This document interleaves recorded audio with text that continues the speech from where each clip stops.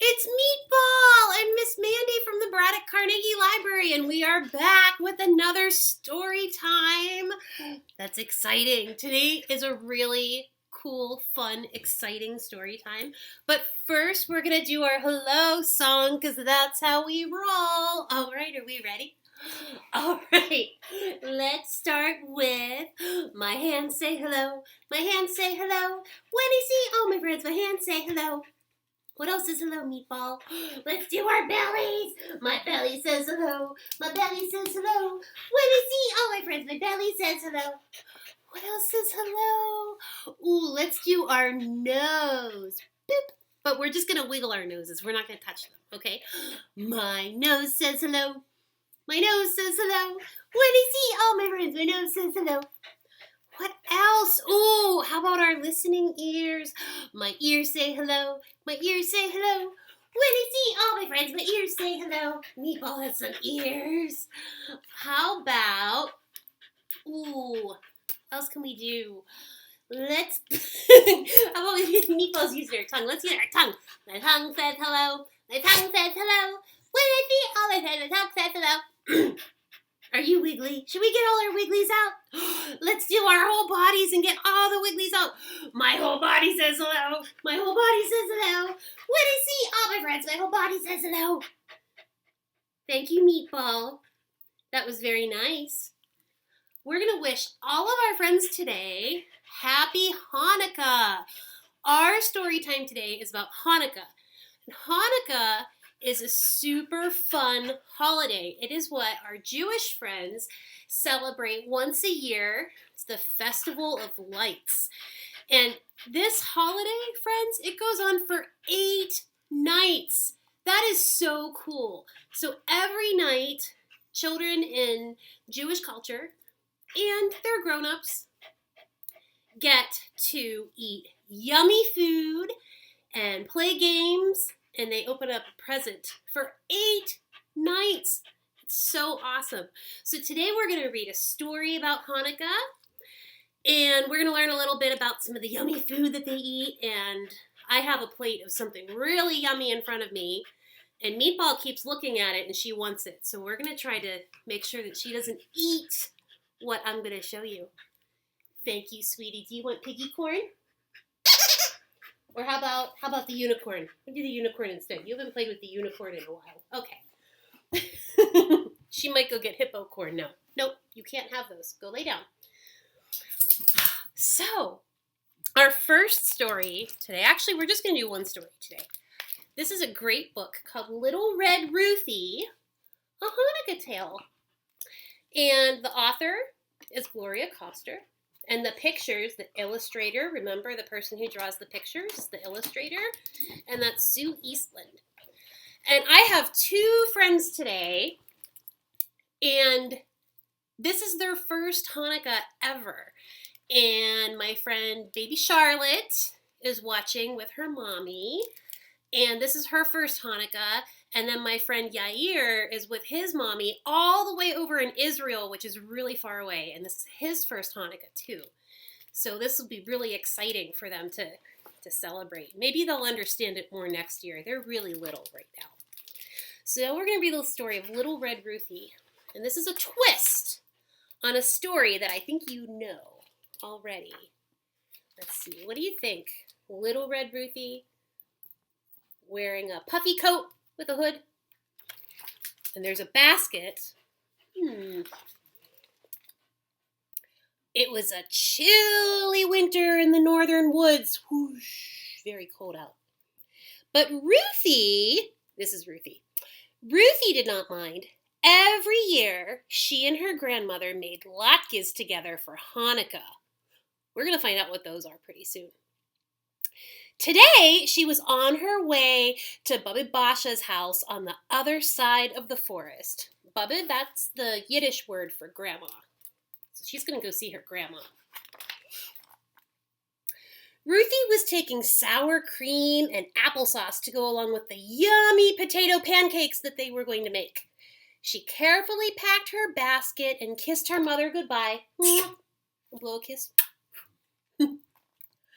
Stay safe, my little red Ruthie, and stick to the path. I promise, Mommy, she said, and she skipped along the trail.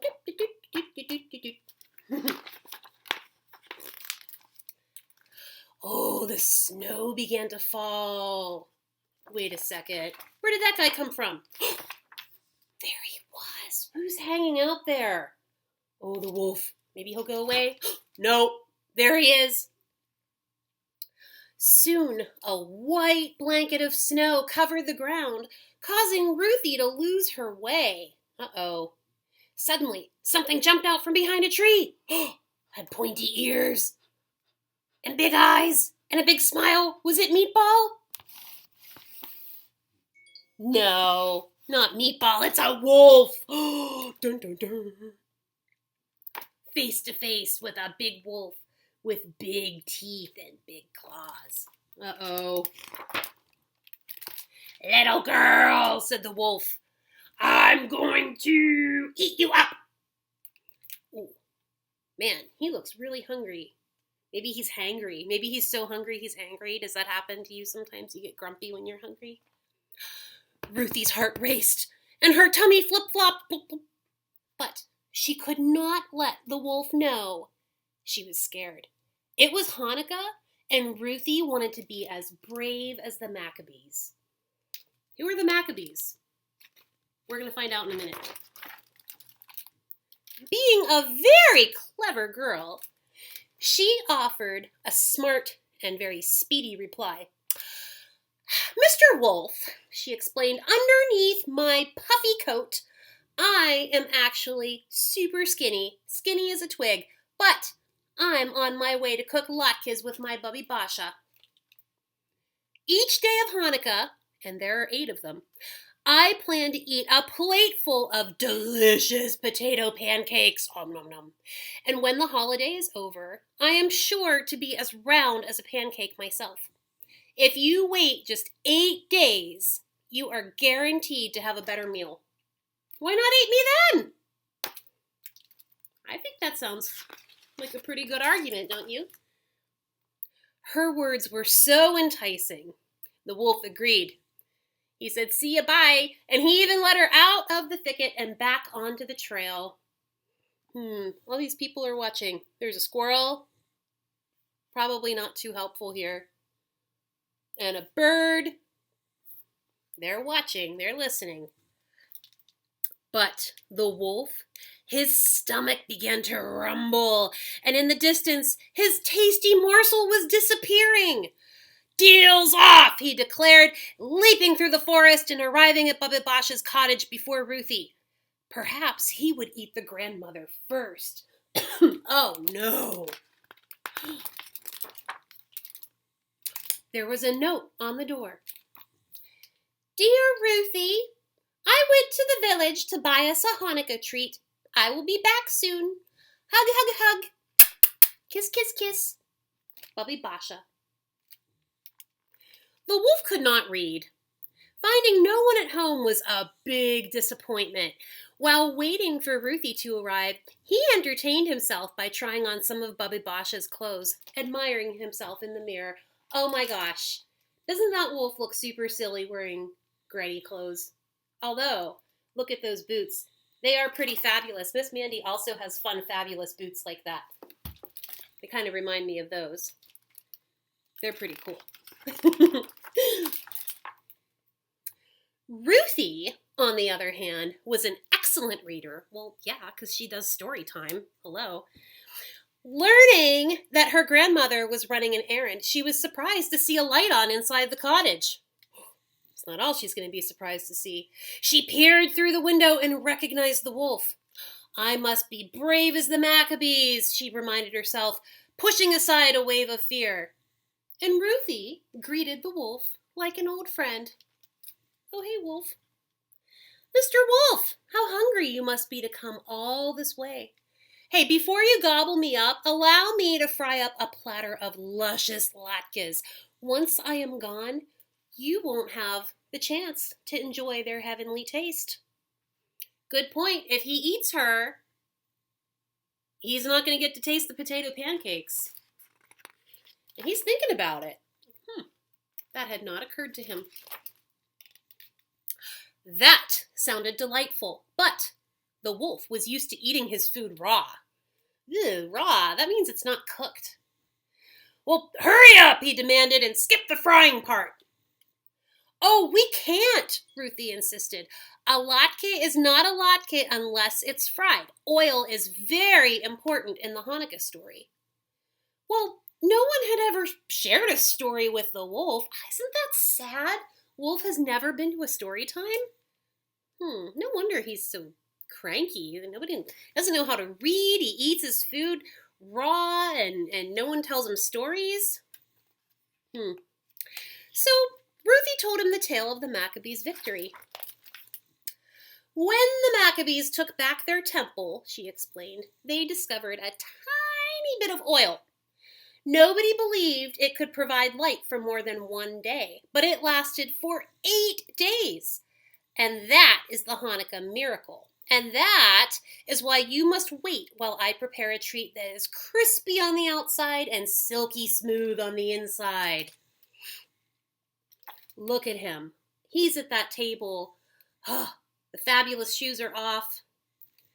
I don't know if he's tired or hungry or maybe both. The wolf was an impatient sort, but he agreed. He even sat down at the kitchen table where Bubby Basha had already laid out all the ingredients. Potatoes, onions, eggs, and flour. Yep, there it is. So what's Ruthie doing here? She has a potato and some onion, and it looks like she's grating it, like she's cutting it up using a grater into like super tiny little pieces. Ruthie was thankful for all the times she and her grandmother had made latkes together, but could she make them on her own, all by herself? As she worked, Ruthie found she remembered the entire recipe by heart, and soon the irresistible aroma of the sizzling latkes filled the room. Are they ready yet? Whined the hungry wolf. By the time Ruthie served him a stack of potato pancakes, drool was dripping down his chin.